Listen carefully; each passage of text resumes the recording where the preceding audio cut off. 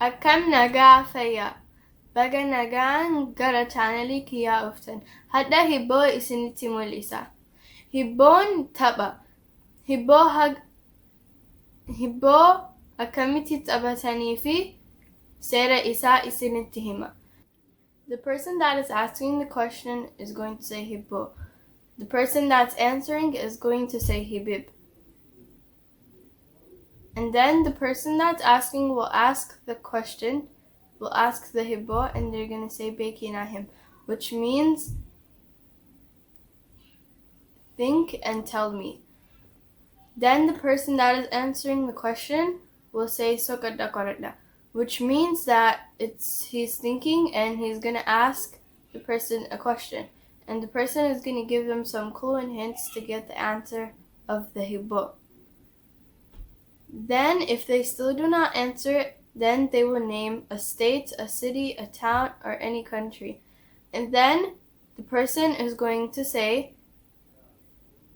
they're going to say, for example, if I said Minnesota, then that person is going to say Minnesota kiyas hugugaddu, which means Minnesota, come closer to me. And then it's going to say Ka'ati walalte, and he's going to answer the question.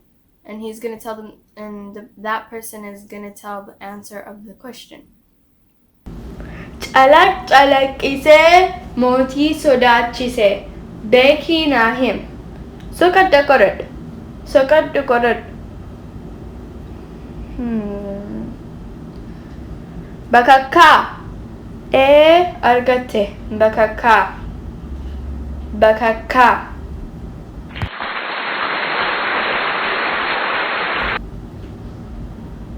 Gamana ade, gamasitti nyaate, bekinahim.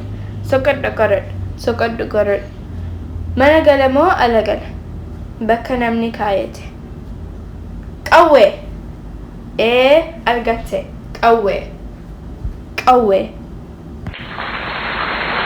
Sabaree haadha seese, ol seese, gad seese, bakka qabadhu dhabee bekinahim.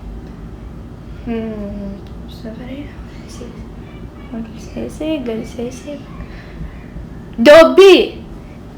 Argate. Doobbii.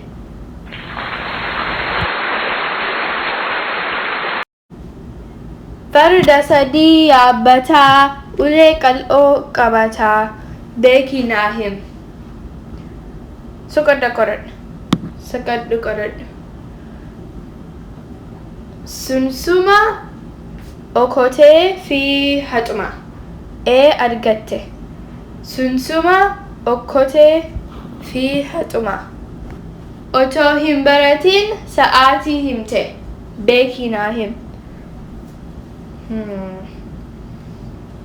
Kormaa Lukkuu. Argatte. Kormaa Lukkuu.